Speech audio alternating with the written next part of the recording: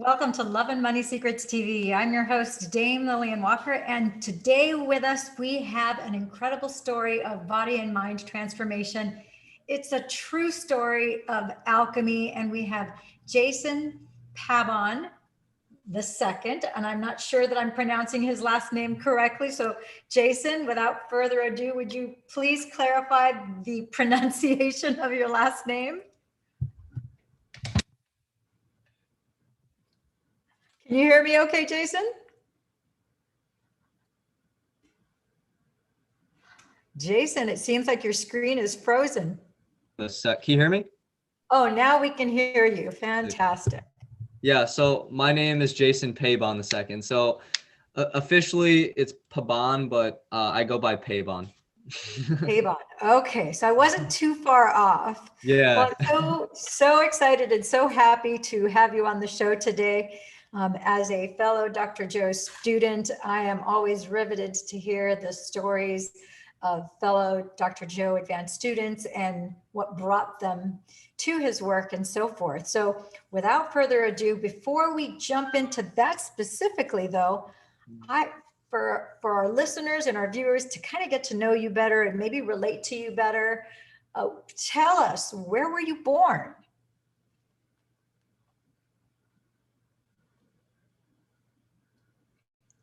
You can't hear me?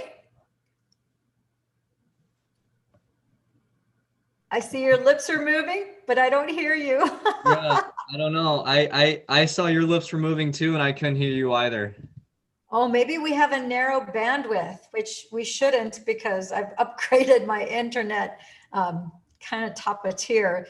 So we'll have to do the best that we can. So I was saying, tell us, where were you born, and did you come from a family of just one child or 3 or 4 or more? Tell us a little bit about where you grew up. Yeah, so I was born in this town called Munster, Indiana. It is about an hour from Chicago. I have 3 older sisters. I'm 18 years old. My oldest sister is 26. My second oldest sister is 24. My third oldest sister is 20. She's 20, and then she'll be 21 this year. And then I'm 18. Yeah, so I currently live in Chesterton, Indiana. It's like 30 minutes from Munster. But yeah, I was born in Indiana and I've been raised in Indiana my whole life. I live like an hour from Chicago. So you could call it the Chicago area is where I'm from. Oh, fantastic. So you're 18 years old. Oh my gosh, what I would have given to have gotten this information, this body of knowledge when I was 18. So you were very, very fortunate.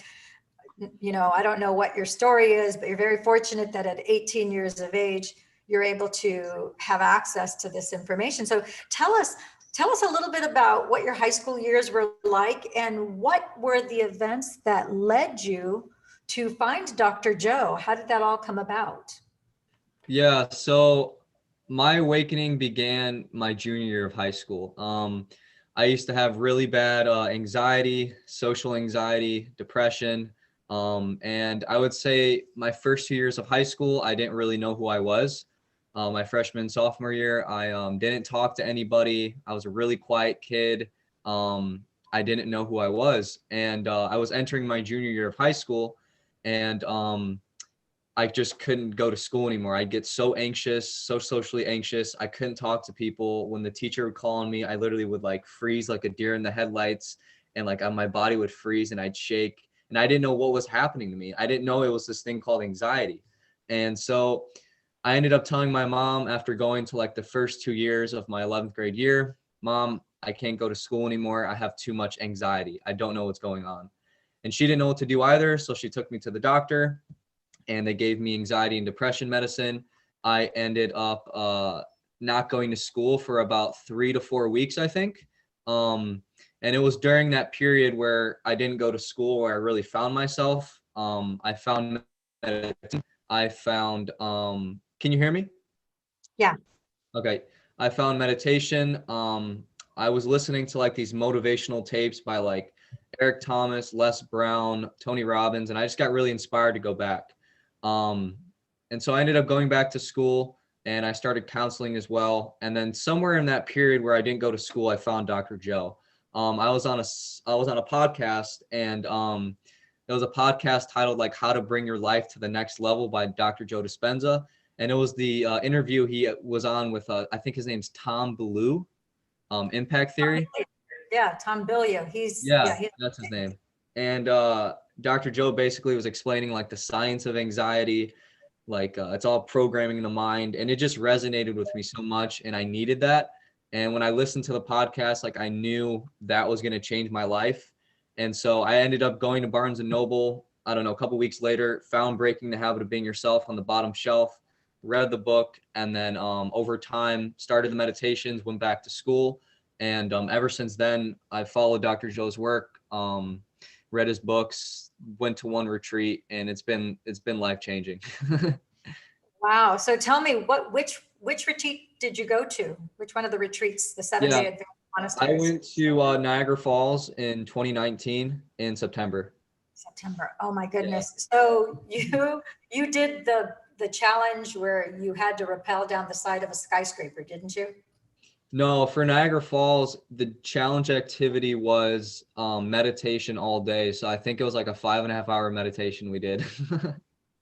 Oh boy, that's a long meditation. Probably the longest meditation you had done up until that point. Oh, definitely. Yeah. But what retreat did you go to?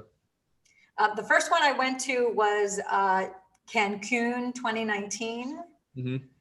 And that totally, completely, as it does with, I think, most Dr. Joe advanced students who attend his 7 days, it totally transformed my life. And I just had certain things became so clear, and the distinction between your conscious awareness and your ego versus your brain. Yes. It was clear cut, where it's like, oh, anything that is not a loving thought, and he talks about his daughter, Gia, talks, of course, about his son, Jace, but his story about Gia and how she said, whatever the thought was, if it was a negative thought, and it's like, well, that's not a loving thought. So by definition, that's the ego, because the ego always is criticizing, judgmental, making you hurry or worry. It's the one that causes you anxiety, fear, depression, anything other than love.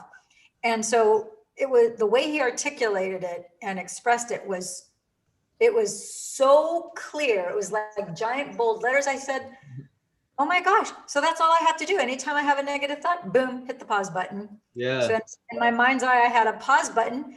Anytime I had that negative thought, I would hit the pause button. Yeah. And I was able to make that clear distinction moving forward. And then, of course, more incredible things started to happen. So you went to the Niagara Falls the fall of 2019. So it's just been about a year, almost a year and a half for you.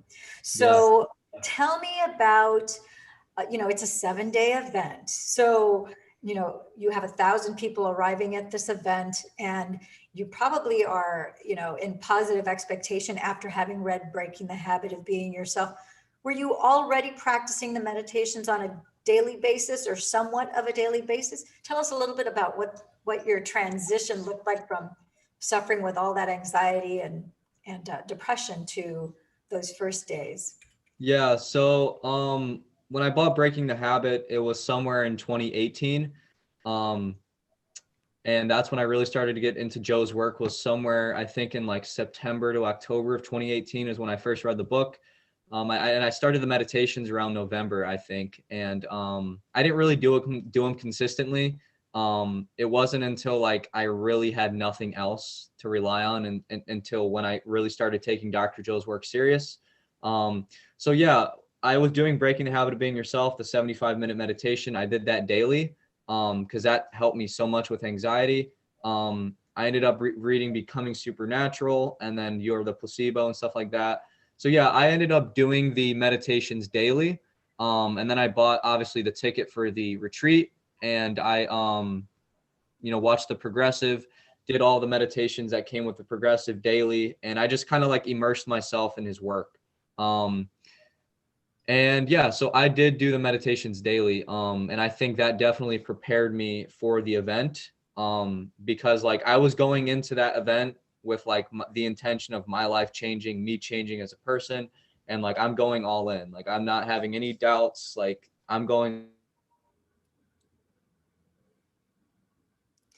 You cut out there at the end, but you said you had decided you're going all in, and you decided that your life was going to have a radical transformation. So you decided that before attending the event.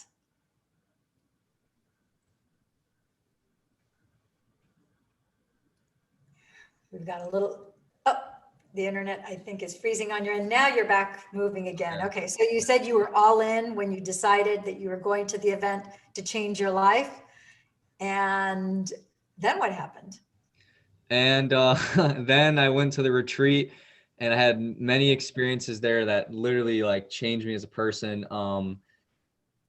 I had one experience that really changed me. It was the third day of the event on the Wednesday. It was the Blessing of the Energy Center's 8 live stream that he was doing. So I think the meditation was around 11 in the morning or so. It was before we did the challenge activity where we meditated all day long. So I think it actually might have been a little bit earlier. But I'm sure you've done Botech 8.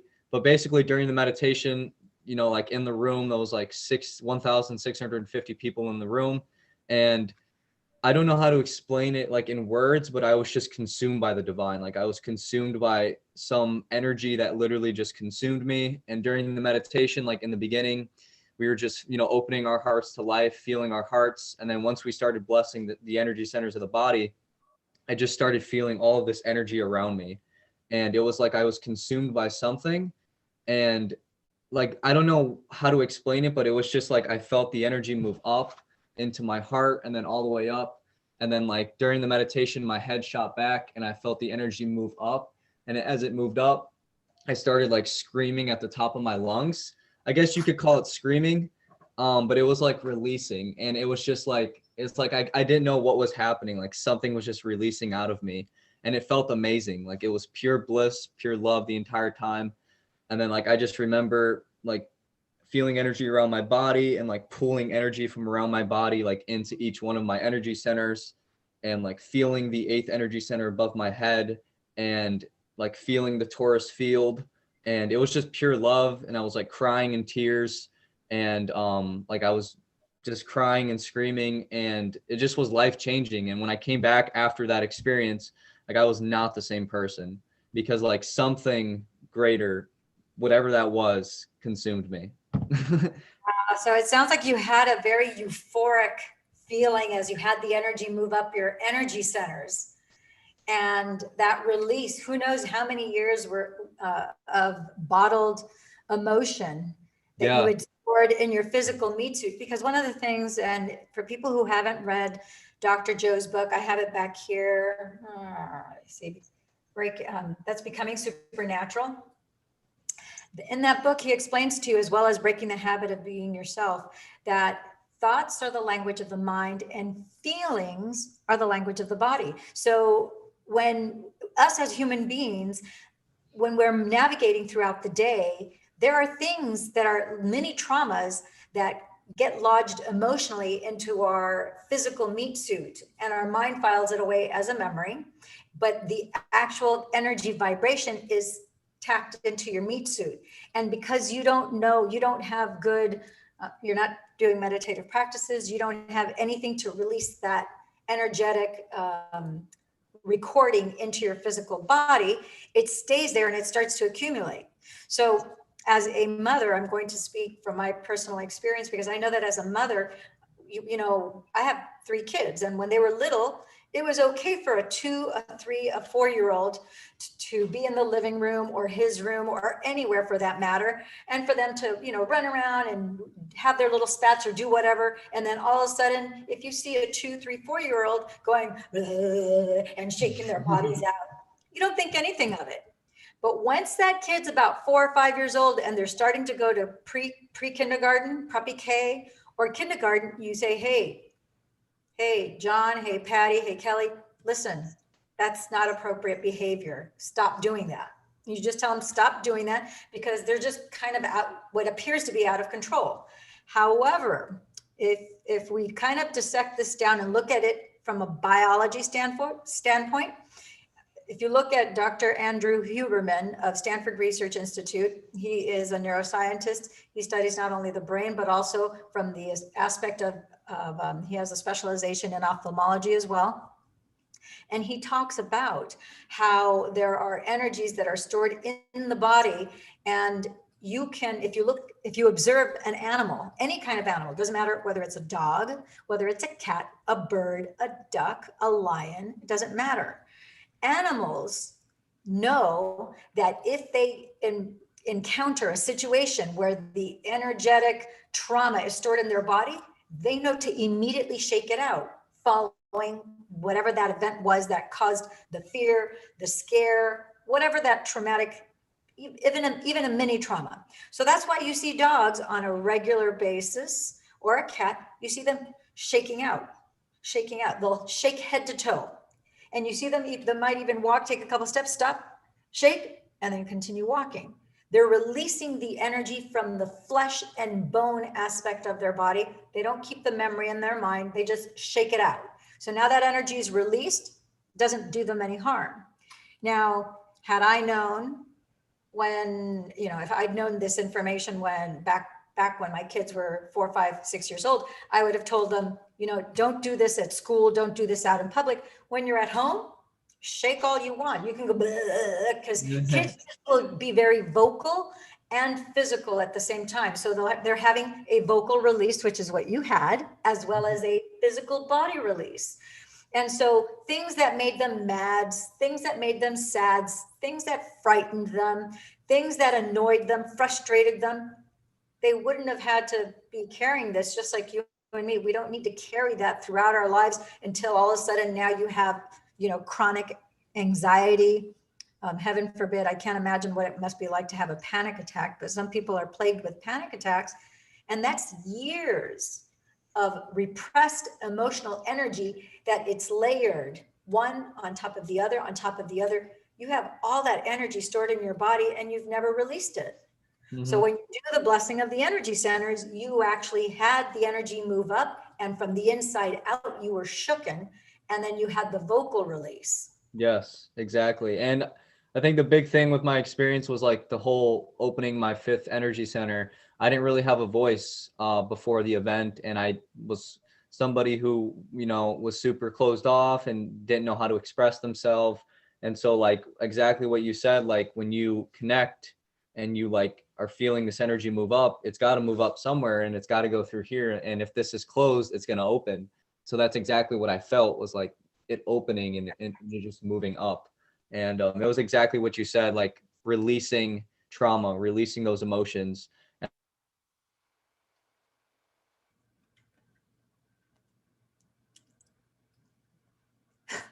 It stopped again. Can you say something again? Because you don't have sound again. Okay. Can you hear me? I'm not sure why it keeps going out. Yeah, I don't know why it keeps coming out. It's, the internet. But so yeah, you said you released from, your vocal cords, you released the trauma, you released whatever pain was there, and you were able to, now you're balanced again. You're the true you were before all of those traumas.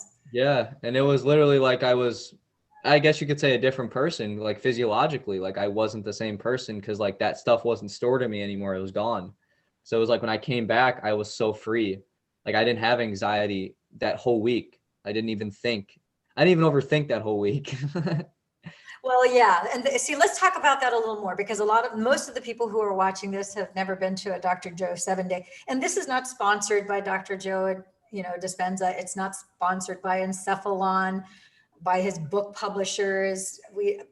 Both Jason and I, we don't get a single penny from anything having to do with Dr. Joe's. We're just very passionate about the healing that we've experienced and everything that we've learned. And we want others to experience healing in all areas of their life, not just one. So with that being said, moving forward, one of the things that I would love for you to explain to our viewers is, we talk about blessing of the energy centers. Would you explain to our viewers what the energy centers are, and then point out what are each one of the 8 energy centers? Yeah. So basically all the energy centers in your body, they're basically basically little individual mini brains that you have within your body. And basically each of these energy centers that you have, they have their own intentions, they have their own hormones, they have their own consciousness. And so, for example, when you're operating from your heart center, you're more kind, you're more loving, you're more selfless, because that's the consciousness and the intention that that center carries. So these chakras are basically plexuses of neurons in your body, and they're basically just like the big brain you have in your head, except you have these mini ones within your body. You have 7 in the physical body, and you have 8 above your head. You have 1 above your head called the Ka, which is what connects you to the cosmos. There's many other cultures and traditions that say you have more than 8. It's just what we've been taught. We've have 8, 7 in the physical and 8, 1 above the head. Oh God, I don't know if you can hear me. Yes, I can hear you. Okay.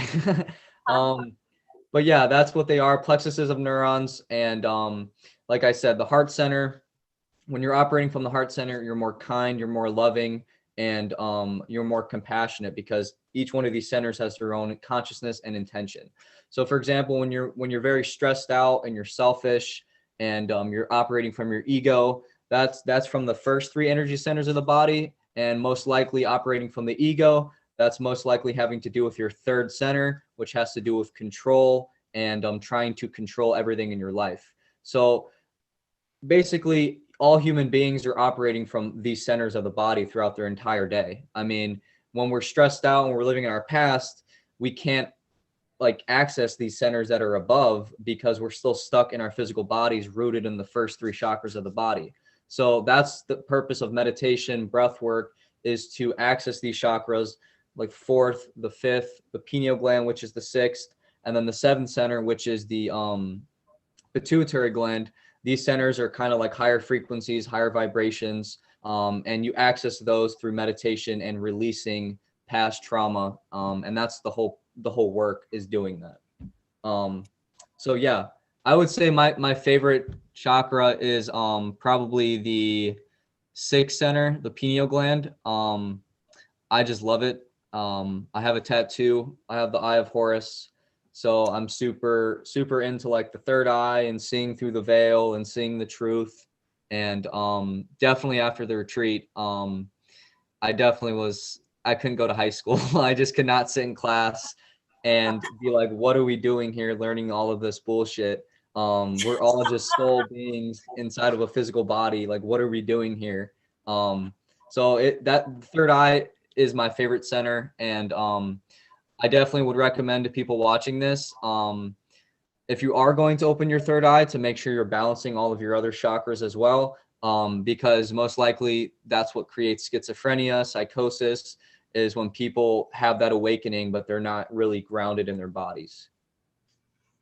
Yeah, so let's talk a little bit about that, because that's one of the things, one of the things that I absolutely love about, again, the way Dr. Joe has languaged and how he has taught us, his guided meditations. And one of the first things that he teaches you is that you are going to not only slow down your breath, slow down your heart rate, and slow down your brain waves, but you are going to, with intention, become no one, nobody, no thing, nowhere, no place, in no time. So you're not identified with anything in this physical body or the physical place and time in which you're in. You are just pure conscious awareness, which is really the essence of who you truly are. And so I find a lot of people that I do private guidance, and they are reaching out to me all the time, private messaging me and so forth. One of the main things that people ask, which I think we all tend to do, but it's also coming from the ego, they just don't know it yet. It's like, well, how do you know if you're doing it right? How do you know if you actually are in theta state, or if you've gotten to a gamma brainwave state? How do you know? How do you know if you're visualizing properly? So what would your answers be to some of those things, Jason? Yeah, so I would say when you're in that meditative state is when you're seeing in pictures and images. That's when you know you're in the meditative state. And you also know when you're in that alpha brainwave meditative state, when you kind of stop thinking, and then those pictures and images come up of just random things, because that's when you're accessing the subconscious. And then for theta, you know you're in theta because you can literally, you can't feel your body. Like you're like conscious, you're sitting there with your eyes closed and you're conscious, but you're like, where's my body? That's theta, is like your body's asleep, but you're still conscious and aware in the subconscious. So yeah, that's what I would say, is that's how you know when you're in alpha, theta. And then gamma, you know you're in gamma when you're having that transcendental moment, because you can literally feel something greater. Like you just, it's super conscious, like your senses are heightened and you're like just filled with light, you're filled with energy. That, I think that's when you're in the gamma state. Yeah, and you have involuntary movements that you can't Yes. you can't explain why and how they're happening, but you're aware, you're awake in that conscious state. You could snap out of it, but you don't want to, because you want to see what's beyond.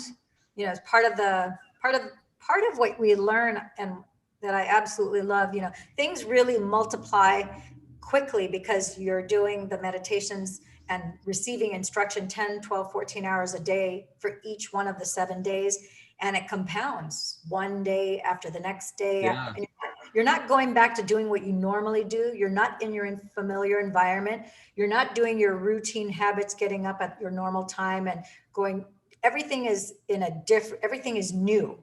So Yeah. you're firing and wiring new neural synaptic connections and nerves inside your brain, because you're learning to do meditation in this way.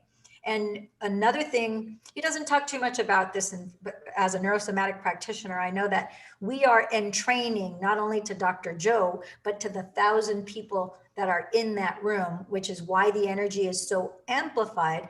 And I believe that that's also why we see such a large number of, we see the healings with our own eyes there. And it's amazing to see people.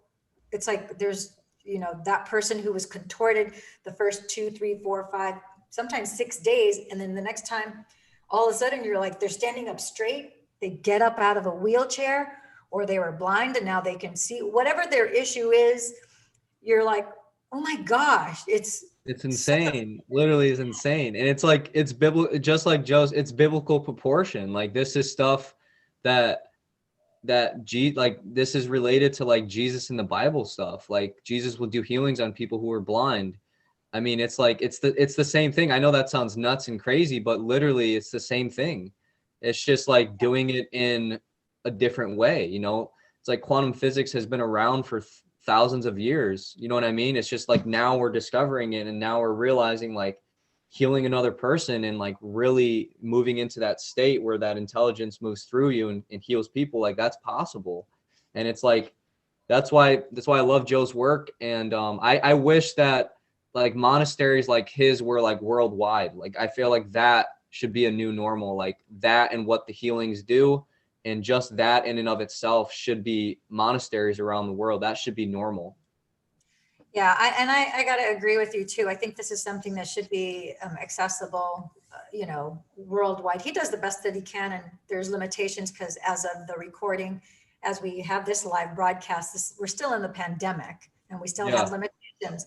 Luckily, he's been able to open things back up. He just started in November. He did an event in Cancun and San Marco Island in Florida, and just about 10, 12 days, I'll be going to Florida and Orlando. He'll be doing his 7-day monastery there. But one of the things that I realized once, you know, you leave there and you're like vibing so high, you're on cloud 9, and there's no way your life will ever be the same. And one of the realizations I had was, because I understand how entrainment happens, you know, from a neurosomatic perspective, I thought, holy cow, it doesn't matter that I'm not in that room with 1,000 people, because we're no one, nobody, nowhere, no place, and no time. And we are not confined by time and place. I'm already connected to those 1,000 mystics that I was in the monastery. Before. And as I'm speaking to you, these people are now scattered over 68 different countries all over the planet. So anytime I go to do a meditation, it doesn't matter that we're not doing it at the same time, that we're not in that room. in Cancun in my case, or now coming up in Florida, because we are already connected. We are already in that vibrational frequency. So at any point in time, whatever the most mystical experience, the most deepest trance state that I was during the meditation, whatever that case may be, I can tune in, tap in, and turn on by intending it as I begin my meditation, knowing that anything that suggests less than is my ego telling me a lie. Yeah.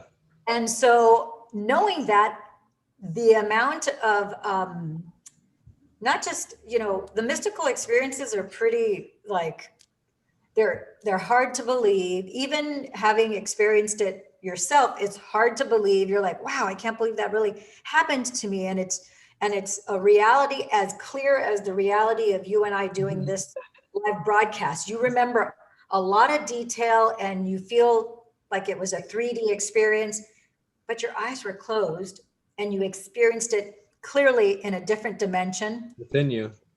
Yeah, and most of the time you don't even know what dimension, unless I had one particular meditation where we were meditating. Dr. Joe had us meditate from 9 o'clock in the morning till 3 in the afternoon, and it was to do a global coherence healing for everyone on the planet, to heal not just from COVID, but to heal in every shape or form. And the last hour, I had this like wild, mystical, phenomenal experience where I was actually told, that I was going into the 6th dimension, and that was, I'm like, I would have not even known to ask. That never would have even occurred to me. I know that there's an infinite amount of dimensions, but I don't have an attachment to going to another dimension or to any particular dimension. So then when the voice told me, are you ready to go into the 6th dimension? I had already said, I surrender, I let go, I allow. I'm like, take me wherever it is, whatever's for the highest and best for the greater good of all, I'm in. And then I called in all the healing energies, whatever the most loving energies were. I don't care what dimension, what time, space, reality. If you are an angel, if you're an energy body, a thought form that is for love and for healing, this is what we do. Now it's not just a coherence healing for a person, it's for every being on the planet. Yeah. So I was like, just open. And that's when, next thing I know, I'm like in the 6th dimension. And then I thought, wow, it's impossible to feel any greater love than this. This is, you don't want to leave it. And then, are you ready for the 7th dimension? I'm like, there's more? Went to the 7th. I'm going to cut to the chase. I actually did a video on it because it was crazy, but I ended up going to 6th, 7th, and 8th dimension in that meditation, and the things that happened to me and that were revealed. And I don't remember all of it. There was so much, and there were so many beings that were talking to me at the same time. In that dimension, somehow I was able to understand every single thing that was said to me. Coming out of it, I know that my subconscious mind knows, but my conscious mind, my human mind is too feeble, too small to be able to grasp everything. I just know that everything that was supposed to be revealed to me in that particular instance was, and it's still to me a phenomenal experience. But that doesn't make, I'm not unique or special, just like you had your experience of that particular healing. No one is so unique, or no one is so special that you can't experience this. It doesn't matter if you can't see, if you can't hear. It doesn't matter if you're 95, 100, or 105. You're not too old and too conditioned or too used up. You can't be too young. And, there's no such thing as being too anything. Too short, too fat, too heavy, too skinny, too tall, too pretty, too ugly, the twos don't exist. This is just also for you. Yeah. And you would be anyone who is perceiving this in any way, shape, or form. Yeah. And so I think that's the power of having like an experience like that is, yeah, it's cool to have it, but it's like how do I say this? Like the integration of that when you come back into your life, like it's that if anybody watches this and like you have an experience like that, and it's really cool to have the To have the experience. Oh, it froze up again. You said it's really cool to have the experience. you're having an experience. Oh, can you hear me? Yeah, it cut out for a little bit. It says really cool to have the experience, and it cut out. So if you could repeat it again. Yeah, I was just saying it's really cool to have like a mystical experience and like a healing experience like yourself. And it's like something I've realized on my own journey is like it doesn't mean anything unless you can, integrate that into your life and like actually apply it. You know what I mean? It's doesn't mean anything. And I've realized that myself. It can actually be a form of like escapism from reality, is trying to chase that experience versus, fully integrating yourself into your life. It can be a form of escapism, but most people I don't think are using it in that way. I think most people want an experience like that to experience something else than this reality. So yeah. And I'm glad that you bring that up about the escapism, because just like anything else, people can use meditation as a form of not dealing with what's really happening in their 3D world, and they escape. And, now you're like hidden away, like a recluse in a cave, and Yeah. you're not dealing with life. And that's not really we are meant to be in community. We are not created to be alone and in isolation. We're Yeah. supposed to be talking, walking. We're supposed to be in community with other human beings.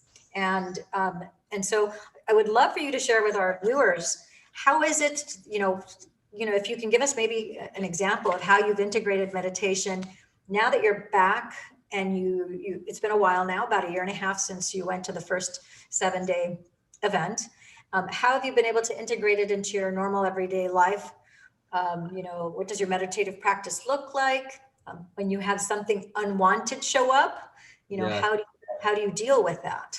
Yeah, so like I said, I think it was a learning lesson for me. When I attended the retreat, obviously my life was changed. I was a different person. I was feeling really good afterwards, and I came back into my life. And I think for about a week or two, I experienced the dispensa influenza. I was sick. I had the runny nose, the mucus, and like my body and my cells were just processing. And then once I kind of integrated back into my life, I think about 2 weeks in, I went right back to my old self. I went right back to my old emotions, those old, my old behaviors, the anxiety. And I think that's normal. But I went back to sleep basically. And I think for a couple months, I really was having a hard time grounding myself in my body, because at the retreat, it was really life changing. But when I came back, it was hard for me to be present in my actual life. I felt like I was still there at the retreat. Like part of myself was still there. Like I don't know how to describe it, but like, I don't know. It was kind of like this period where like I wasn't grounded. You know what I mean? I was like between both worlds and I just couldn't be grounded. And I think that was part of the awakening process. But over time, I have integrated the experiences into my life. I've gone back to the experiences and really seen how it's changed me. And then really trying to see what I gained from the experience, and then applying it to my life, especially like in my business and what I want to do, applying it to my meditation practice now, and really trying to see like how that experience changed me. But my meditation practice now, I still do Dr. Joe's meditations. My favorite ones to do are probably breaking the habit of being yourself again. I like doing space, time, space. And I like doing I guess you could say walking meditations. I love walking meditations. Yeah, so those are probably my favorite. And even the experiences I've had at my house, especially after the retreat, I've had weird experiences where I'm feeling energy in my hands, feeling energy around my body. And it's like that in and of itself is also an integration process. Because I think before the retreat, I was using meditation as a way, like you said, to escape my life. Yeah, it was life changing. And yeah, I've changed as a person doing meditation for 2.5 years now. But for a period of time, I was using it as a way to escape. And then after the retreat, I met Dr. Joe, and he told me himself, like, you have to have one foot in this world and one foot in the quantum world. You have to be able to balance the both. And he told me you have to learn how to live a real life. Like, you can't just meditate all day and escape in the quantum. You still have to come back here and live your life. Um, so I think that's the biggest realization I've had, is no matter what experiences I've had, or I have, it's about applying it to like the 3D life, because it doesn't mean jack shit without it. So Yeah. So, and I love the way you just languaged this, because it's true. It is an issue. First of all, I applaud you for having the recognition, being aware and recognizing that you weren't grounded, that you were still out of body. And there was actually something that you needed to do in order to ground yourself so that you could be both and. It's not an issue. I think so many people in the world, for a lot of things in life, they think it's either or. And it's not an issue of either or. It's an issue of both and. You can have both, but like walking, you can't just walk with one foot. You have to walk with the left, then the yeah, right, the left and the right. And so you have to have a balance where you have footing to the left and to the right and left and right, so that, yeah, you, when needed, you tap into the quantum, and then you come back and you're grounded. And for some of us, I know that for myself, I recognized that I had to, and I had the recognition about being grounded. I had several, back in 2013, I had a naturopathic doctor who told me, he goes, "Oh, you're not grounded enough. You need to ground yourself." And he said, "You just need to put your feet on the grass, or if you go to the beach, put your feet in the water, walk on the sand, but your feet need to touch earth or touch a tree." That will literally ground the electrical currents in your body, so you're not all the way up in quantum all the time. I wish I would have known that, much younger, because as a when you kid, were in I that, yeah, when you were in the I eighth dimension, yeah. always, like I repeatedly got called in.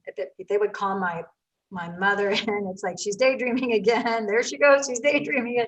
I would daydream quite a bit. It wouldn't take anything. I was a good student, but once I knew the subject and so forth, and I didn't feel I was learning, I was like, I was there in body, but I was not there in mind. I was in a different fairy tale going on. I think that's how I was after the retreat too. I daydreamed a lot in school because I still was there. Yeah, you're still there. And so once you know that that is something that you're doing, you're like, okay, so I need to make sure that every morning after I meditate, I go out and I just walk around the grass around my home, and then I come back in. It doesn't take very long, and I'm just, barefoot on the grass. It feels great. Other times I go to the beach, and, I may not go a full dunk, especially this time of year, it's too cold, but I'll just go ahead and I'll maybe walk on the water, just walk on the sand. And again, that's just grounding. And it doesn't have to take 15, 20 minutes.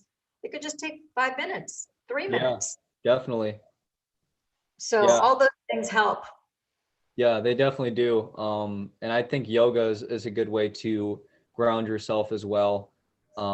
Because yoga, one, it helps you obviously be in your physical body, and also it helps, open the physical body so you can meditate for longer periods of time. So yeah.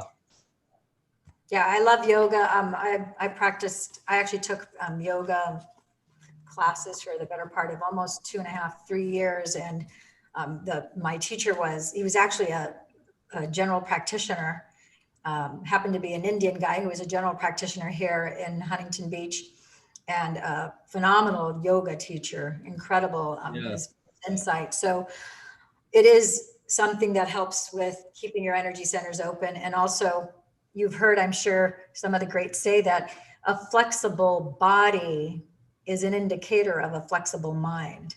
If you have Yeah. a rigid body, usually you'll have a rigid mind too. So that's why it's important to keep your body flexible. From a purely physiological standpoint, you want to keep the energy moving and circulating Yeah. throughout all the 50 trillion cells, so you don't have stagnation at any joint point, Yeah. or anywhere for that matter. And so anytime you're doing any kind of a repetitive motion, you run the risk, unless you're doing something to offset it, you're going to have stagnation somewhere in the body, which even in Oriental medicine, you know, another doctor that I am being taught and trained under, and I'm a protege of, is Dr. David Snyder. And he's an Oriental medicine doctor, and he does a lot of different neurosomatic, neurolinguistic programming, hypnotherapy, regression technologies, and an incredible amount of energetics and martial arts that are integrated, all having to do with healing modalities. And in Oriental medicine, they recognize, you know, you can have inflammation or stagnation. You know, stagnation is where there's lack of circulation, lack of energy movement, and that gives rise to problems and disease in the body, just as inflammation does too. Neither one is good. It's a matter of being balanced. And part of, you know, acupressure, acupuncture has to do with restoring the electrical conductivity of the energy inside of your body, so that your circulation, oxygenation, all of those mechanoceptive systems of the body can be restored into balance again. Yeah. So definitely. And I think, like, I agree with you, like the body is nothing but a reflection of the mind. So it's like, if there's pain, discomfort, or disease in the body, there's, you know, disease in the mind. So it all starts in the mind. Yeah, everything begins in the mind. Yeah. So if there's one thing, you know, there's probably people that are, you know, in their 18 to 28 year age category. If there's one thing that you would like to leave with them and impart with them at this moment, what would that be? I would say, based on my journey and what I've experienced in my transformation, I would. Oh, it cut out again.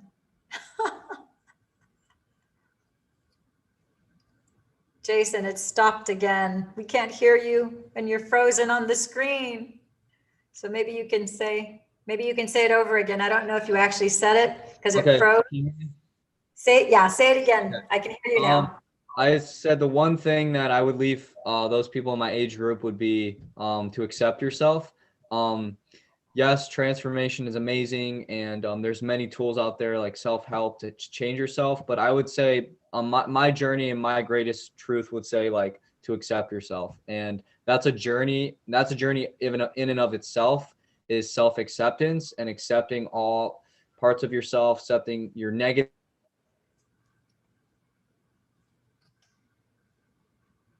Oh. It stopped again. I couldn't hear that. You said you're negative. So accept your negative. Oh, still can't hear you. Hello? Oh, is it coming back yet? Yeah, I can hear you. Okay, it came back again. Okay, go ahead. You said accept your negative. Yeah, so I would say accepting yourself, accepting the negative side of yourself, accepting the shadow side of yourself, accepting the good part of yourself, accepting the bad parts of yourself. And basically, in my eyes, transformation is all about removing all of the things that stop you from accepting yourself, because we have so many blocks and barriers around the idea of self-acceptance, you know, like just being okay with who you are and all of the trauma and all of the bullshit from the past, like accepting that. So I think my greatest understanding would be accept yourself and understand that's a journey, and to remove anything within you that blocks you from accepting yourself and expressing who you really are on the inside.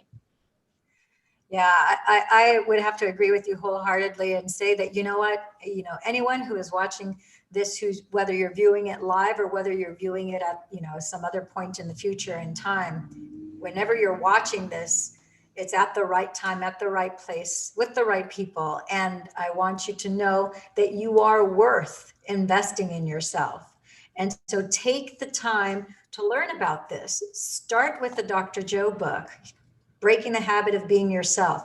Great first book to start with. Jason started with that book first. I started with Becoming Supernatural first. Either one will do. Just pick one. And then don't read through it as quickly as you can. I know what it's like to want to get all the information and you just want to devour it and find out and get to the end. but really treat it like a textbook. Sink in your teeth and just decide, you know what? I'm going to read this book. I'm going to learn this book. I'm going to master this because this is a gift that I'm giving myself. I'm going to be with me for the rest of my life. So it doesn't matter how long it takes me to read this, how long it takes me to learn it, to apply it, to integrate it. I'm just going to savor each page. And as you become familiar and read and reread and reread it and apply it, just get through the book. And once you're done reading that first book, then I would encourage you, I don't care what your finances are. And Jason, I think you would agree with me too. Doesn't matter what your finances are. Employed, unemployed, doesn't matter. Whether you're in a wheelchair, whether you're able-bodied enough to walk on your own 2 feet, decide to make it to one of Dr. Joe's 7-day events, because the quickest way for you to get the most radical transformation that's going to feel good to you, that is going to transform you, that the greatest investment is for you to get to one of those events. When you decide that you're going to go to one of the events in the next 6 months, in the next year, then guess what? You can put in your meditation. It's like, okay, maybe you don't have a single penny saved up. Maybe you just lost your job. Doesn't matter. You can use the meditation to manifest yourself going to the event. The how of how you're going to accomplish that is not your job. It's never our job when we're using the meditations to manifest anything. The how is irrelevant. What's relevant is your intention and what's the end result. What's the picture? What's that final moving picture in your mind's eye? What is it that you want to see as you see yourself objectively? You don't want to see yourself as observing yourself. You want to see yourself through your eyes. It's like, okay, now I have whatever that health is. Now I have a great feeling body. I don't have anxiety. I don't have nervousness. I don't have self-judgment or criticism. I don't have the lack of self-worth anymore. I have self-love now. Maybe it's seeing yourself in a beautiful, loving relationship. Maybe it's having a beautiful home. It doesn't matter what any of those things are, but you decide. You decide. And now you put that in your meditation. You apply the formula, which you're going to learn in the book. And you'll trust me, you will learn it through the progressive, the intensive, which little secret I'm going to tell you. When you go and register for one of Dr. Joe's event, you get the progressive, which is like a $400 course by itself. And the intensive, I think it's like a $300 course. So that's like $700 worth of online courses that you're going to get. I think the intensive is 5 or 6 weeks long, and then the progressive is like 9 weeks long. So you get that when you register for an event, and you're required to watch it prior to attending. So really, the events are usually about $2,000. So really it's about $1,200 for the actual event itself. So, you don't have to invest in the progressive and the intensive separately. Just register for an event. You'll automatically get those two. And now you also get to go to the event in your life. And if you intend, like Jason did, as I did too, that you're going to walk out of there a new person, that you're going to have a massive healing. You're going to have a massive gift from the divine that's unexpected, that you were just open. Careful what you ask for, because it's going to go beyond what you could imagine, because we think we can imagine, and we do to an extent. But I think one of the things about God and the divine that's so good is that he always exceeds our expectations. He's not just going to barely meet the expectation. He's going to, he's God. So God's not just like, oh, I'm just going to barely skate you through. No, he's going to over deliver, because he's infinite. Yeah, definitely. And I can agree with that, because I use the meditations. I think that the prior meditations I was doing before the retreat and the experiences I had, I was doing the meditations, and the one thing I was working on manifesting was the experiences I was going to have at the retreat.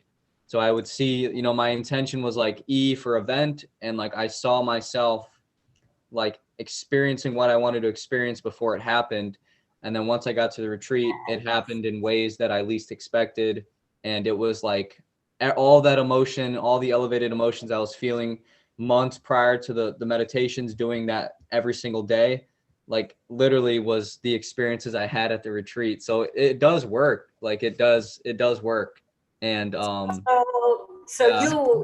you were already, before you went to Dr. Joe's event, you were already a master. You weren't an initiate because you were already applying. That's in chapter 3. For those of you who are curious, that process that he's describing, it's explained in detail in chapter 3 of Dr. Joe's book, Becoming Supernatural. And the chapter's titled Jace Goes Quantum. And it talks about how Jace manifested this.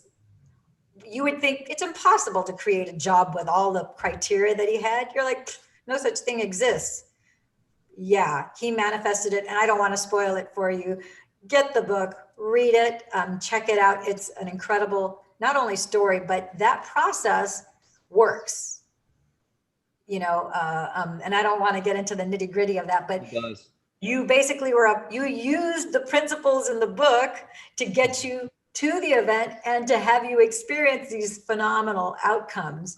Yeah. So, And gosh, it was like, just like Joe says, like when you ask the divine for a sign, it left no doubt that what I was doing in my meditations within me for those months prior to the event and the experiences I had, it left no doubt that what I was doing had an effect at the retreat. It was like, it left no doubt. yeah, yeah, you know it and realize it, comprehend it from a deep place of knowing. It's kind of like the same thing as, you know, that you're a man. You don't need a DNA test. You don't need, doesn't matter what the evidence is on the outside. You know that you're a man, just as I know I'm a woman, and that's it. And it's that type of level of knowing. There's no like, oh, I'm not sure. No, you know.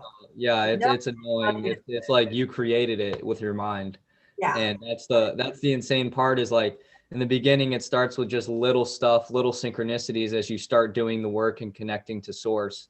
And then the more you do it, it turns into these bigger and bigger things. And it's just like, it's mind blowing. Like it literally is mind blowing. Yeah, and the time frame, it goes from, you know, maybe months to weeks to days to like an hour. That was my personal experience. I remember. So what I was gonna ask, like, what is your most insane thing you've manifested? Like, have you ever manifested like an object, or like what is the fastest time frame in which you've manifested something? So I've manifested everything from like crazy low car rates when I was living in Europe. I lived it for 6 months. I lived in Europe in 2019, right after the Dr. Joe event, which wasn't planned. In fact, going to live in Europe for 6 months was a manifestation in and of itself. But so when I was there, I had asked the landlord. I ended up living in Sicily, was my home base. And I asked my landlord, hey, you know, in Sicily, what's the average car rental rate? You know, I want to kind of get an idea. So he said, well, on the low side, 30 euros per day, but usually it's like, you know, 50, 60, 70, could be up to 80 euros a day, but you might be able to get it as low as 30 euros a day if you're lucky. I kid you not. I manifested a car rental for less than 3 euros a day. Oh my God. My landlord, it was like not even 40 euro for 2 weeks. And he's like, and I showed him and he said, how did you do that? I'm like, you won't believe me if I told you. He's like, no, you got to tell me how you did that. I said, well, I use a meditation. He's like, no. And I said, yeah. But that's not even my greatest manifestation. I would say right after Cancun, I went to Alaska on a cruise. Long story short, I ended up leaving my cell phone on Delta Airlines when we arrived in Victoria, British Columbia. So now I'm in an international airport and I left my phone on the plane. And as you know, when you lose things on an airplane or you lose it at an airport, anywhere in the world, doesn't matter where, you never recover it because it's promptly stolen, right? So usually you're like, okay, I'm going to write it off. But because I manifested going to Dr. Joe's event, and when I first went to register for Dr. Joe's event, of course it was sold out. So, but it didn't matter, because when I saw that it was sold out, I said, I'm just going to use, just like Jace goes quantum, and he used the, J for job, you used E for event. Well, I use the same process to manifest myself in the first row, which I did end up in the first row at his event. And so I'm like, I'm going to use it to get my cell phone back. I don't care that nobody recovers their cell phone or any lost item at an international airport. I'm going to get mine back. So I just put it in my meditation, let it go. Put it in my meditation, let it go. It took 5 weeks, and I don't think I have it on. No, I took it off my phone because I had way too much. My phone was getting bogged down. So I took it off my phone. Yeah.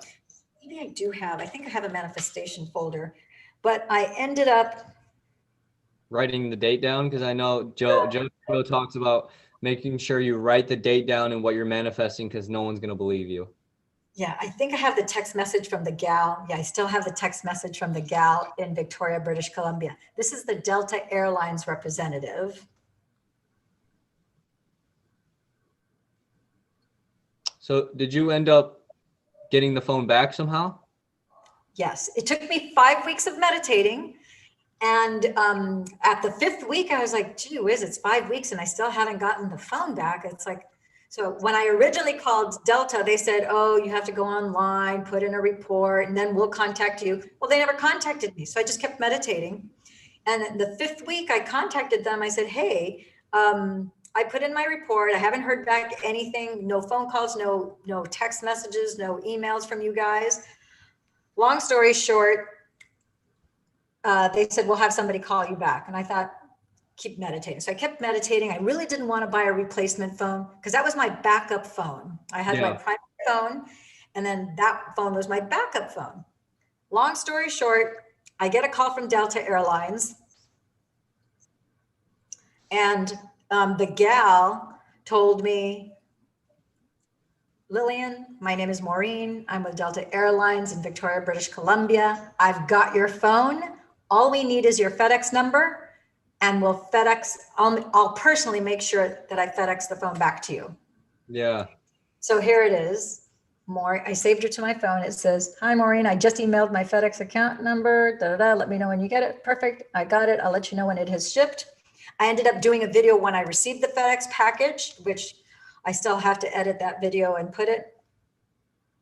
And then, so this is Monday, August 19th. Good morning. I have shipped your phone this morning. FedEx tracing number. It should hopefully arrive before happy hour tomorrow. Cheers. That's insane. And then here's a picture of her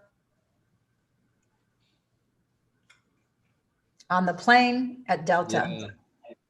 That's insane. So you manifested it. You manifested somehow them finding the phone and them reaching out to you. 5 weeks it took. Okay. I don't lose my wallet. I don't lose my purse. I'm not there are certain personality types that lose things all the time, lose jewelry, lose watch. I don't lose anything. I'm a creature of habit. I'm kind of methodical. So I never lose anything. So as luck would have it, I'm in Sardinia, and I'm in a plaza. It's about 9 p.m. at night. And I've set not my backup phone, this phone. And this is where I have all my flight reservations, all that kind of stuff kind of going on, right? So I'm taking pictures mostly with my Canon 80D camera, and a little bit with my cell phone, but mostly my primary camera. So it started to sprinkle.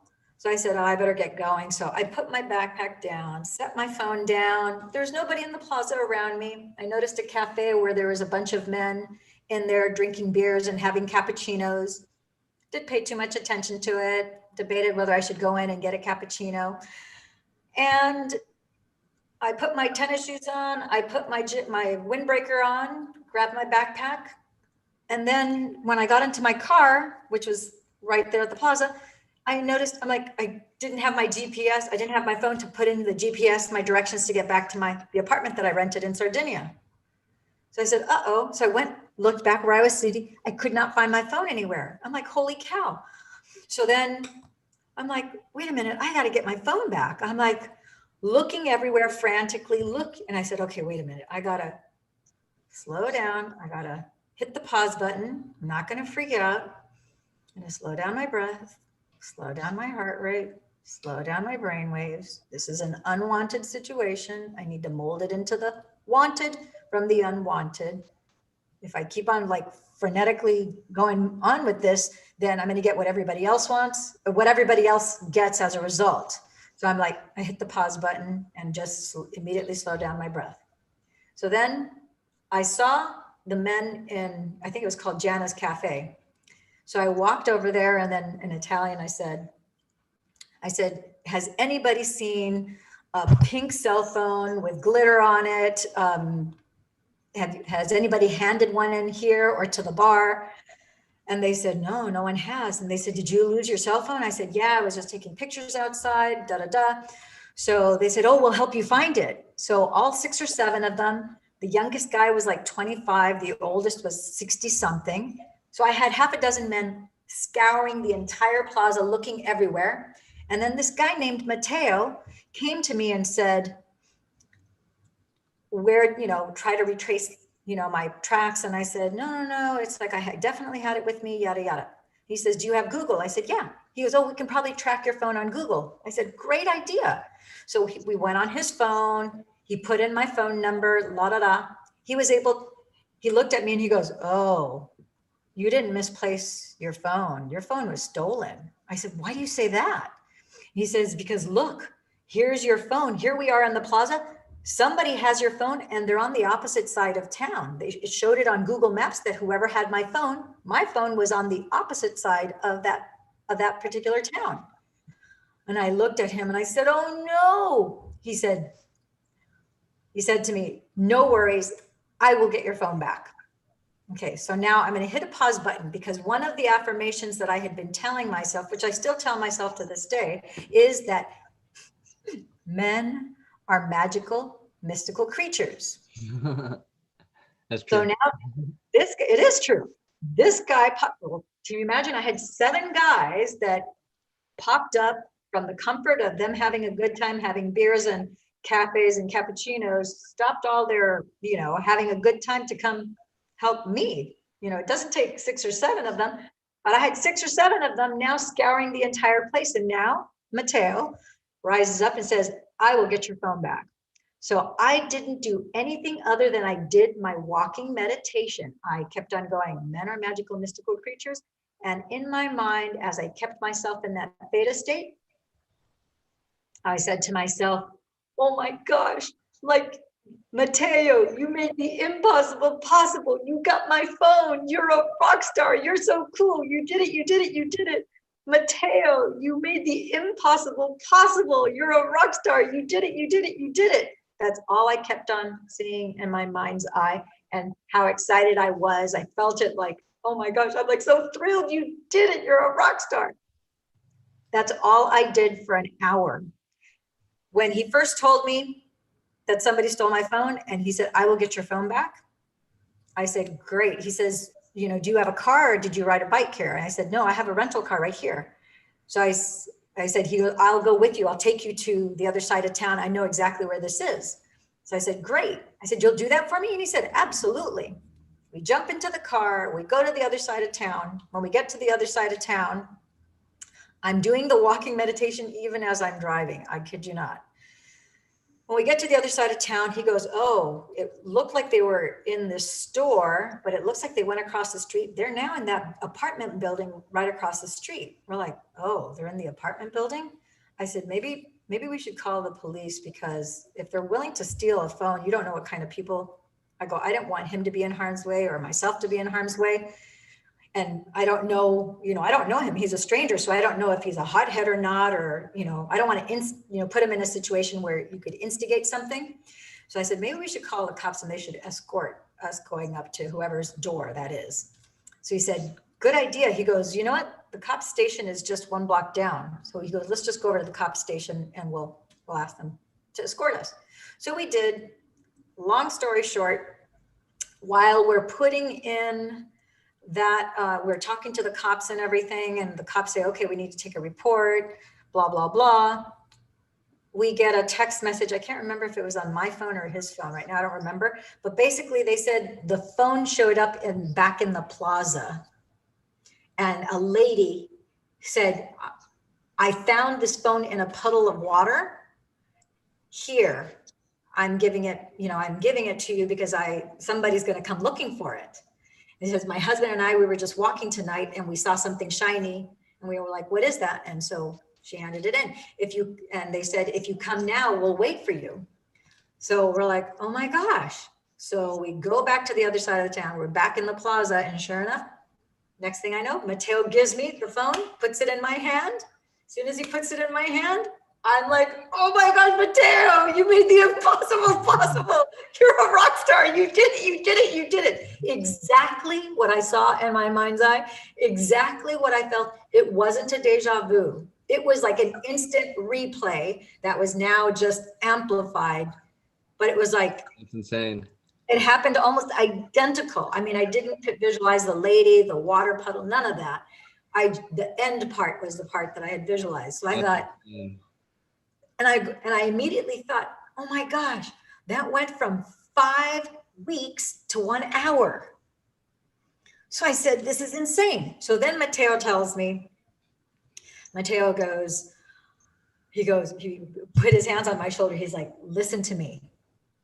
He goes, you need to be more careful.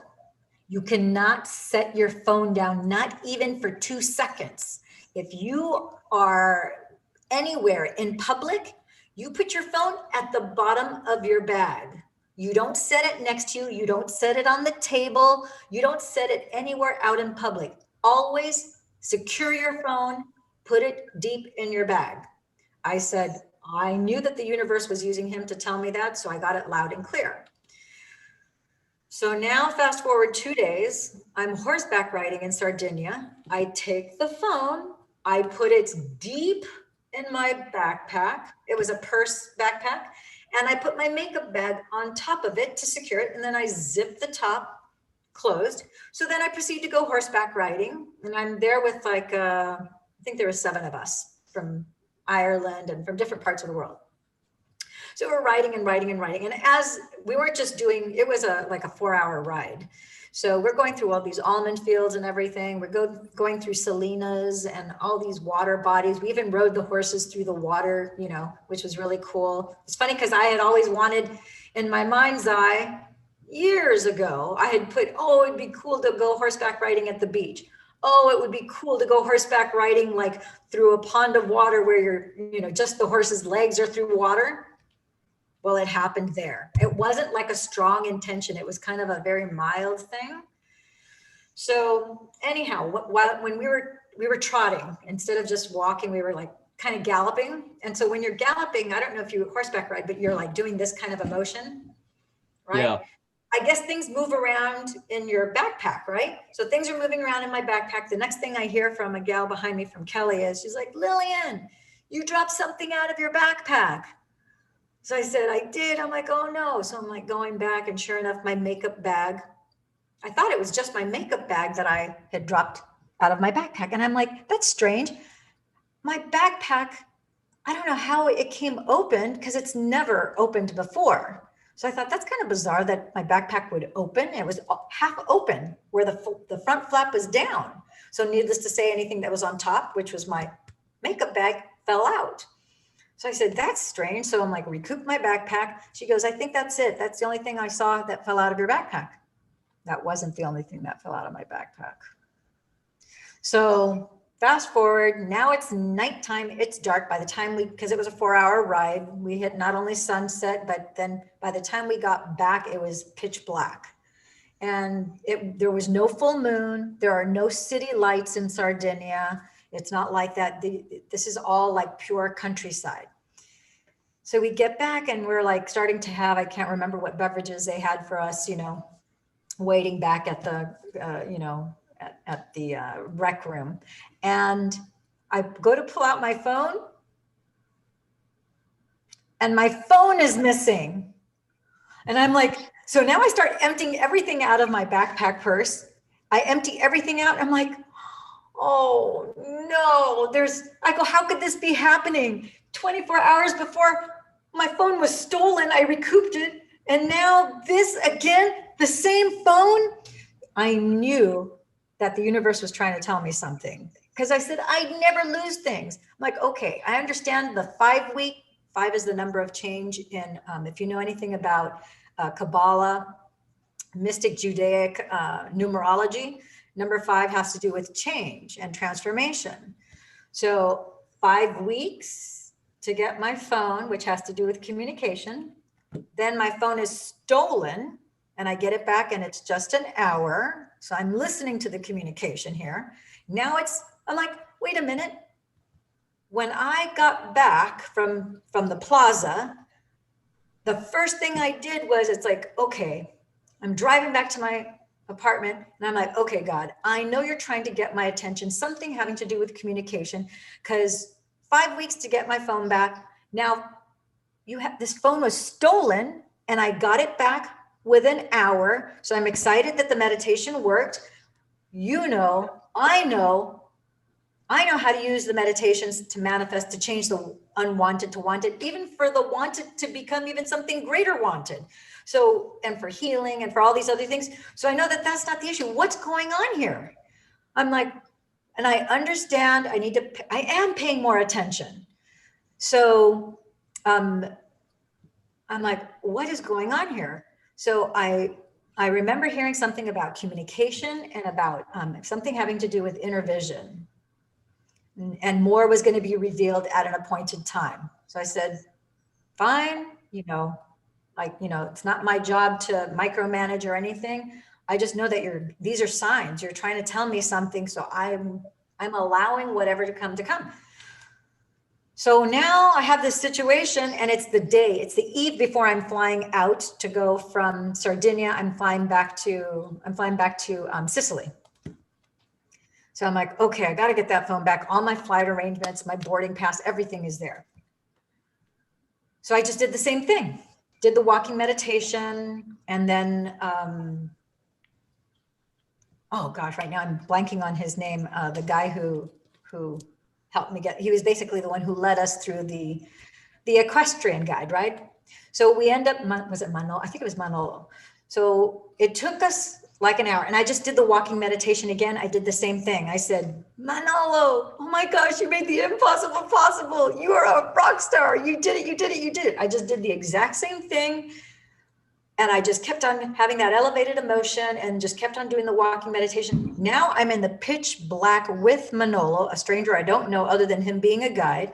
He has this tiny little flashlight. So I'm just literally falling behind him. Everything, you could not see your hand in front of your face. It was that black, okay? And you're in the countryside where the weeds are probably up to your knees. There's some bushes here and there, but you're in the sticks, right? So I'm like, okay, I'm just going to trust that. And I felt safe. I didn't feel like that he was going to do me any kind of harm. And again, I had affirmed that men are magical, mystical creatures, right? And he told me, he goes, we can't take the horses back out because it's pitch black. The horses won't walk in the dark. There's no trails to drive by car. The cars will get stuck in the mud. So once we get out to the almond farm, we have to walk. Everything has to be by foot. I'm going, oh my gosh, we rode for 4 hours by horse. I don't know. I know it was in the almond farm area. It wasn't beyond. Long story short, all of a sudden, he was calling my phone repeatedly, umpteen times. And first thing he found was my black sunglasses. Actually, they weren't mine. I'm not going to say my black sunglasses. He found a pair of sunglasses and they were black, almost the exact same style as my sunglasses. So he said, are these yours? And he's shown the flashlight on there. I go, no, but I'll take them. And I just immediately noticed how they were the exact same glasses that I got when I was in Palermo. So I said, that's a sign. I go, what are the chances that they would be almost the identical same style, black, everything? So I said, that's a sign and it's an indicator that we're on the right path. Next thing, I had brought Twix bars and I had given everybody Twix bars when we first started riding our horses, but I didn't eat mine. So my Twix bar was still, I thought, at the bottom of my bag. Well, guess what? Next thing he pulls out of the bush, maybe 5 minutes later, he's like, is this yours? I go, yes, that's mine. So I knew that was a confirmation that we're in the right area, because obviously that's where things are falling out. Even those glasses were not mine, but the Twix bar was mine. So I'm like, yes, that's mine. So I started eating my Twix bar. I'm like, oh my gosh, what are the chances you could find this little, Twix bars are like this, because it's not like a big pack, right? I'm like, holy cow. So we keep on going. And about 5 minutes later, he pulls up and goes, got it. And I said, oh my gosh, Manolo, you made the impossible possible. You're a rock star. You did it. You did it. You did it. Okay. And I have the proof of this because it's in my WhatsApp. I got to show you, because this stuff is like, that can't possibly be true. It is. It's like, yeah. It's hard to believe. But I completely understand you because I've experienced it myself. So I believe you, and it's different for everybody. You know what I mean? It is different for everyone. And it's so crazy how like your connection to source like manifested itself through a phone. You know what I mean? Like, that's insane. Oh, yeah. See if I can find. It's in Sardinia. And I just think it's fascinating how like,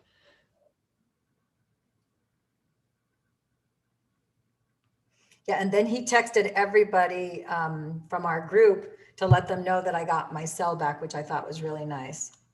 See if I can find.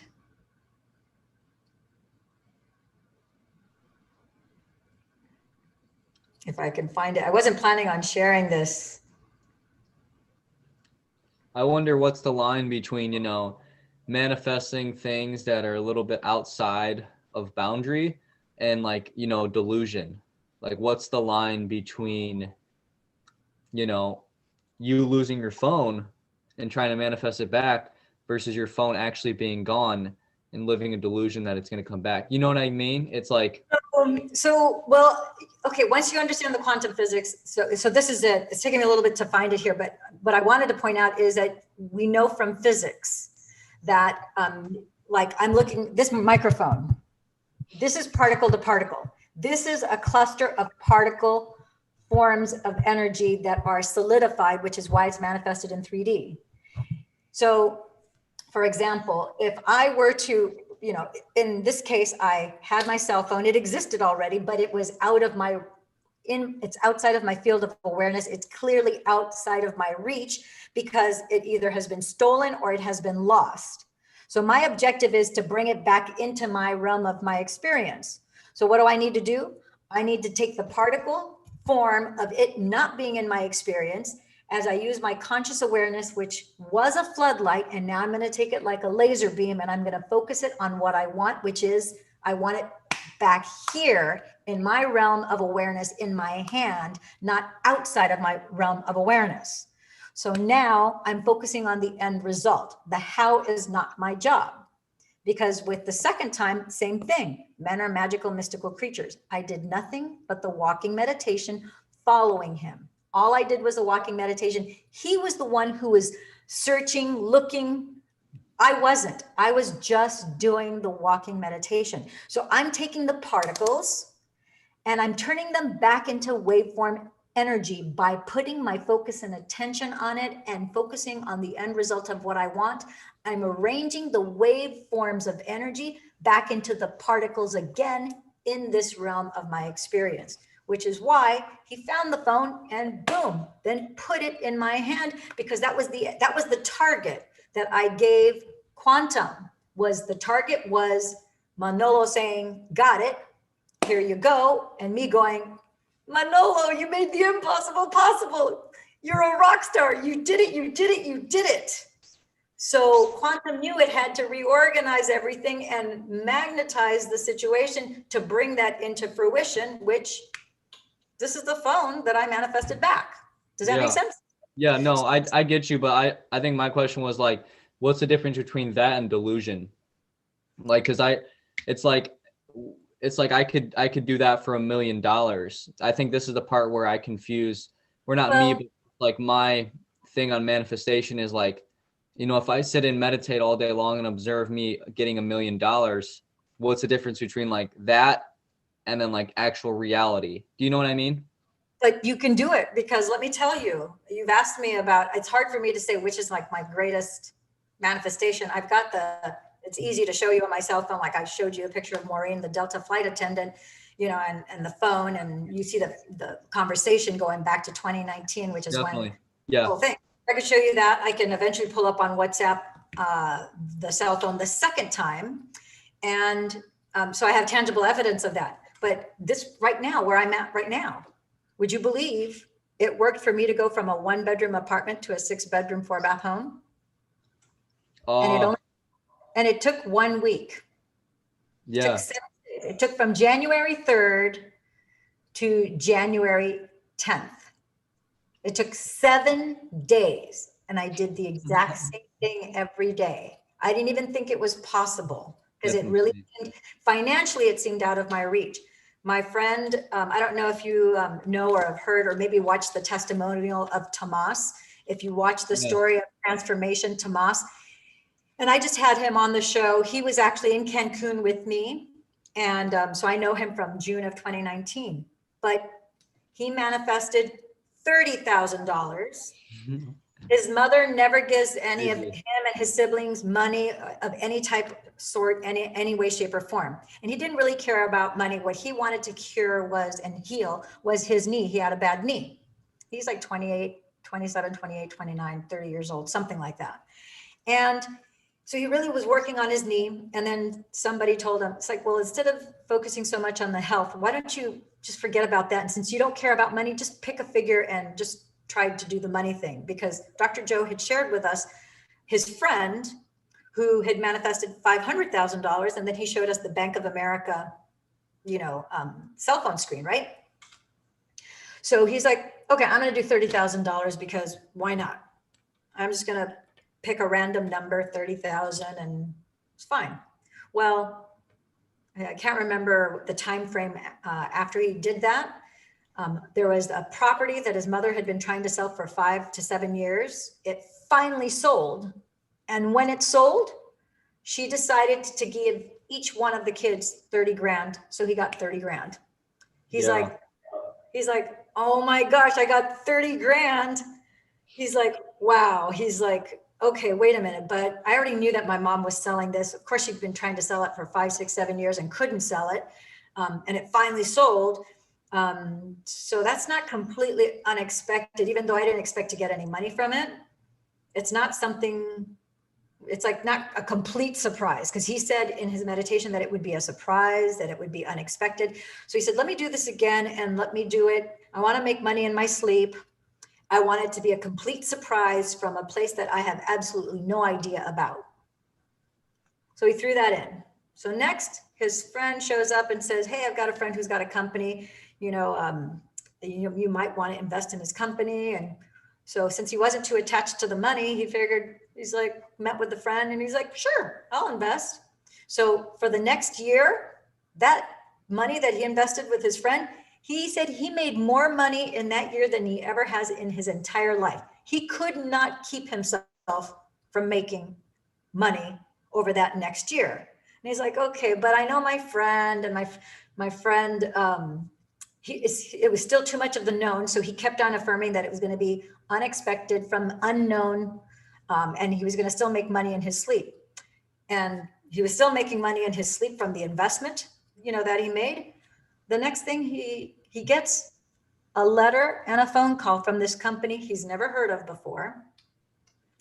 And the number that he had put was he was going to manifest $100,000, because he figured, okay, he already manifested 30. He already manifested all this other money. He goes, I'm just going to, do a big reach. Let me do 100,000. It's like, it's probably never going to happen. It doesn't matter, right?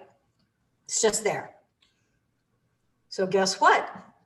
This company says, oh, you've got an account with us, blah, blah, blah. He's like, no. He goes, I've never heard of you guys. He's like, well, aren't you Tomas so-and-so? And he's like, yeah, I'm Tomas so-and-so. He goes, well, you have an account with us and blah, blah, blah. And he's like, wait a minute. I think you have the wrong person. They're like, no, we don't have the wrong person. Just close the account down. They're like, we can't close the account down. The only way you can close the account down is you have to liquidate it. He's like, well, then liquidate it. He's thinking maybe there's $500 or $100 or maybe $1,000. He's like, how much could there be in the account, right? So he asked them, he said, well, how much money is in the account? They said, well, about 100 grand. He's like, no way. He's like, okay, whatever. We'll just close the account down. So they send him the paperwork to close down the account and all that. And he's thinking, this is clearly not it. He goes, that will never actually materialize. I'm like, just whatever. He just forgot about it.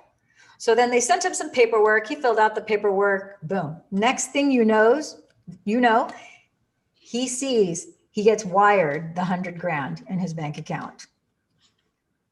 Yeah. When the 100 grand was placed in his account, he had the confirmation of the wire. He's like, I get it. I never have to work another day in my life. I understand now how to do this. I understand how to connect in 5D quantum. I get it. I totally get it. Yeah. And so, insane. So it doesn't matter the number to the universe, a $1 bill, $1,000 bill, it's a piece of paper and there's printing on it. So it doesn't give a different value to one versus the other. We're the ones who give a greater value to the $1,000 bill as opposed to a $1 bill. But for God, for quantum, for the divine, it's like a piece of paper. And it's like, well, what doodads do you want written all over it? You want 1,000? You want 100,000? You want 1,000,000? That's fine. It's like, it's just writing. It's like, who cares? As far as your, in terms of your banking, it's like just digits on a screen. How difficult is that to create and manifest? It's really not as big a deal. We have an attachment. We are our own impediment, but the divine doesn't. And so there probably are states of delusion, and I really can't say that I'm equipped to answer really what those states of delusion are, but I think anybody who has any kind of medical condition, whether they're stage 5, they've been told that they're terminal, they've been told that no one in human history has ever been cured from it, whatever those issues are, or if you have terrible circumstances, regarding maybe divorce, or you have a terrible circumstance having to do maybe with terrible relationships, maybe in your family dynamics, whatever those really pain points and difficulties that you're having, and you think that maybe you're delusional to think that another possibility could be, I would say roll the dice and be delusional. Be unreasonable, be delusional, I don't care what your label is. It's like, dare to dream the impossible dream, because it is possible. If I could manifest a freaking phone being recovered from an international airport, took 5 weeks, but I did recover it. If I was able to manifest the same phone being brought into my experience, it was stolen and recovered, and it took 1 hour. The time part, that's the one thing that I think one of my realizations recently is that the whole time thing, that's another hang up that we have. If you can manifest something in 5 weeks, in 1 hour, in 3 months, whatever, you're no one, no thing, nowhere, no place, in no time. When you are in quantum, there is no such thing as time. There's just you, the awareness. So you can collapse the time frames so that things like this house, it went from a 1-bedroom, 1-bath, 700 square foot apartment to this 6-bedroom, 4-bath house in 7 days. Yeah. So sometimes I think there are things that happen not to us, but they're happening for us. And they're there to show you that you are greater than that event. And that if it's truly an unwanted event, you can choose to keep it, which is what most people do. They have an unwanted event and then they keep it. And as they keep it, they struggle and resist it. And as they struggle and they resist it, they recreate it to be in more of their reality. Or you can hit the pause button and say, that's the unwanted. That doesn't feel good. That doesn't look good. That's not what I want. I'm going to hit the pause button. I'm going to go back to neutral. Slow down the breath. I'm going to slow down my heart rate. I'm going to slow down my brain waves. I'm going to do a walking meditation. I'm just going to affirm, and I'm going to see in my mind's eye, and I'm going to allow myself to feel those feelings of exhilaration, of joy, of gratitude, of appreciation. Yes, yes, yes. He made the impossible possible. It is possible. They're a rock star. You're a rock star. I did it. I did it. I did it. This is how I do it. I did it. I did it. I did it. And allow yourself to feel that. And until it comes forth, you don't let go of that feeling state. And then boom, it does happen. So maybe it is delusional. I mean, I think most people would say a lot of these things, and I have a lot of others that I manifested my car. My car got locked when I was in the Amalfi Coast. I was there for a ceramics class, and there are no signs that said, the parking gates close at a certain time. Long story short, I parked my car inside the parking lot. And then when I came back at the end of the day, it was like about 9 p.m. again at night. And the gates were closed with this bizarre looking padlock. We don't have these type of padlocks here in America. And so I'm like, oh, yeah. I'm like, how is this possible? There's nothing that says, that the gates close at any particular time. Long story short, I just had to go into that same state where I hit the pause button, did the process that the formula. And the next thing I know, it took me 15 minutes. Now, as I was doing that, I said, well, I don't know how long this is going to take. It's 9 p.m. at night. It's pretty cold, 17 miles away from my hotel. I need to get into my car to drive to my hotel. I'm supposed to check in tonight, which obviously may not happen if I can't get my car out. I go, what's the worst that can happen? I might have to spend the night out here because I don't know when I'm going to be able to have this manifestation come into 3D. But it doesn't matter. If I need to spend the night here, I'll spend the night. We'll go to the hotel next door, book another room, whatever, but I'm just going to put it forth. So I did, that meditation was only 3 minutes long. I didn't spend that much time because once I did it and I felt the elevated emotion, I just let go. And then when I was done, I'm like, okay, now what am I going to do? And then a black Honda with tinted windows pulled up. And when it pulled up, this guy, there were two guys inside there. One guy got out. He unlocked the gate, never made eye contact with me. I never made eye contact with him. I just watched him, saw him unlock the padlock, got back into his car, opened up the gates. His car went in and I'm like, oh my gosh, I was able to go in. I was able to recoup my car. And then I did a little video, which I don't know if I have it handy here. I'm lucky that I was able to save these things to video. Let me see. What's that? Lillian, I don't mean to cut this out, but I do have to go. Yeah, but anyhow, it's the bottom line is with regards to the delusional, I'd say, you know what? I think your ego likes to make you think that you're delusional, unreasonable. And the point is just decide what it is that you want and then focus on it, give the elevated emotion, apply the formula. That's it. And then let go. You have to let go. And then look for the signs because the signs will, like I said, they're without a doubt, they're there. Yeah. All right. Definitely. All right, Jason. Well, thank you for sharing your story today. Yeah, no problem. And thank you for having me on. It was a cool experience and I appreciate the opportunity. You're welcome. You have a great one too. Thank you, my friends and gems, for joining us at Love and Money Secrets TV. And be sure to hit that like button and make sure to subscribe and hit the notification bell so that you're notified every time we have a new video is posted. Take care for now. Ciao for now.